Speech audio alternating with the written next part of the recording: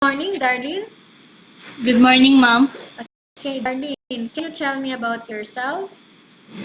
My name is Darlyn Tupas Darang, 25 years old, single, and I have 3 children. Okay, I have a few questions for you to answer, Darlyn, so let's start. Yes, ma'am. Why do you want to work as a maid? To support financial for my family. Why you choose Malaysia when there is a lot of other country? I think it's a good country, and I think I can be qualified in there. How are you qualified for this job? Uh, for my for my past experience, and then for I think for my attitude to work hard. May I know what your educational level is? I'm a college level of accountancy. Are you a graduate? No, I'm an undergrad. What was And your recent working experience? I'm a household worker before, and currently I'm also a household worker, but I can take care bedridden. Okay, what was your recent working experience, your current work right now? Uh, I'm all around household worker, and then I can and taking care of bedridden elderly. Have you worked abroad before? Yes, ma'am. Which country? Riyadh, Saudi Arabia. For how many years? For 3 months only, ma'am. When was that? December 28, 2018 to March 28, 2019. Do you have experience of taking care of babies? Yes, ma'am. Whose babies did you take care before? My children. How about elderly? Yes, ma'am. Whose elderly is that? My current employer now, ma'am. Okay, do you have any other special skills? uh, Cooking, and then massage therapist. Okay, are you willing to learn new skills? Yes, ma'am. Are you willing to work with a family where the mother-in-law or any relative stay together? Yes, ma'am. Currently, are you still working now? Yes, ma'am. Working as a? A household worker, ma'am. Okay, do you know how to cook? Yes, ma'am. Okay, what sort of food can you cook?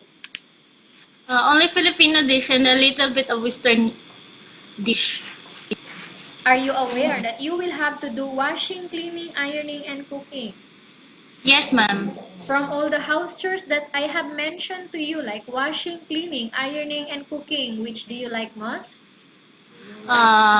Cooking, ma'am. If ever you were selected to work in Malaysia, who will take care of your children? My aunt and my father. You are not allowed to use handphone during working hours. Yes, ma'am. You are only allowed to use handphone after you finish all the works and when going to bed. Yes, ma'am. You are strictly needed to share the handphone to your employer in the morning and your employer will return back to you once you're going to bed. Yes, ma'am. If ever your employer finds out that you're abusing of using your handphone and it's affected your work performance, your employer will confiscate your handphone. Yes, ma'am. Okay, are you agree to the rules and regulation for the handphone? Yes, ma'am. How many years is the contract as you agreed and understands? 2 year contract. Can you describe for me your attitude? A simple person, honest, and a hard working. How can you assure to us that you will work hard in Malaysia? Yes, I will try my best, ma'am, to do and learn new things Can you as promise my not employer asks. to use the telephone without the permission of your employer? Yes, ma'am. Okay, yes, go on. Yes, yes, ma'am. Okay, again, I will repeat. Can you promise not to use the telephone without the permission of your employer? Yes, ma'am. Can you promise not to put on makeup but to dress properly while work? Yes, ma'am. Can you promise not to invite friends and relatives without the consent of your employer? Yes, ma'am. Can you promise not to ask for advance salary from your employer under any circumstances? Yes, ma'am. Do you really understand of the rules and regulation of the agency? Yes, ma'am. Do you pay any placement fee for you to come to Malaysia to work as a maid? No, ma'am. Do you have any history of sickness, breast cancer, or any other illness? No, ma'am. Do you suffer from any skin diseases, allergies, or physical defect? No, ma'am. Have you suffered from any serious illness? No, ma'am. Do you smoke? Have you undergone any operation? No, ma'am. Are you medically fit or are you fit to work? Fit to work, ma'am. Are you in any medication right now? No, ma'am. Are you allergic with any food? No, ma'am. Are you prepared to work for the employer of different races? Yes, ma'am. Are you prepared to eat the type of food taken or given by your employer? Yes, ma'am. Are you afraid alone in the house? No, ma'am. Are you afraid of dogs or other pets? No, ma'am. Can you promise to work according to instruction from your employer? Yes, ma'am. Do you have any family members working in Malaysia? No, ma'am. Okay, we have finished our question section. Let's proceed for case study. I have Okay, a ma'am. case study for you and I want you to respond truthfully.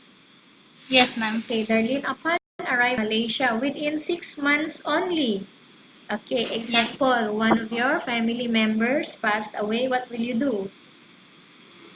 I will just call them, then tell them what they need.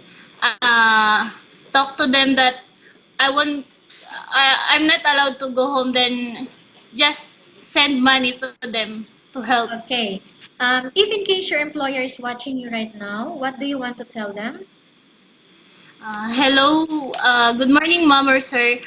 I just promise you that I will work hard. I will do my best just to do my job properly. Okay. Um, Tell us about yourself again, Darlene.